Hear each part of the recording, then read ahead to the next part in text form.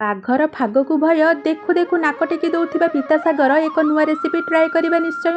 ପ୍ରଥମେ କାଟିବା ଆଳୁକୁ, ତାପରେ ପରିଷ୍କାର କରି ଧୋଇବା ତାକୁ। ଡେରି ନ କରି ଇଣ୍ଡକ୍ସନରେ ବସେଇବା ସିଝେଇବାକୁ।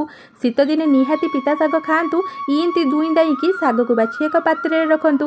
ପିତା ଶାଗ କାହାର ପସନ୍ଦ କୁହ? ପସନ୍ଦ କରୁନଥିବା ଲୋକ ମୋ ଭଳି ଦୂରେଇକି ରୁହ। ପରିଷ୍କାର କରି ଧୋଇବା ଶାଗକୁ ପନିକିରେ ଟିକ୍ ଟିକ୍ କରି କାଟି ରଖିବା ଗୋଟେ ପାତ୍ରକୁ। ଡେରି ନ କରି ତେଲ ତତେଇ ଫୁଟଣକୁ କଟା କଞ୍ଚା ଲଙ୍କା ପକେଇବା ନେଇ ମେଞ୍ଚେ ମେଞ୍ଚେ ପିଆଜ କାଟିକି ପକେଇବା। ଭାଜି ଭୁଜିକି ସ୍ୱାଦ ଅନୁସାରେ ଲୁଣ ବି ଦେବା। ବର୍ତ୍ତମାନ କାଟିଥିବା ଶାଗକୁ ପକେଇକି ଖରଡ଼ିବା। ଭାଜି ହେଲା ପରେ ସିଝା ଆଳୁ ଚକଟିକି ସେଥିରେ ପକେଇବା। ସବୁକୁ ପଛରେ ପକେଇ ଏକ ନୂଆ ରେସିପି ପିତା ଶାଗ ଭର୍ତ୍ତା ମୁଁ ତିଆରି କରିଛି।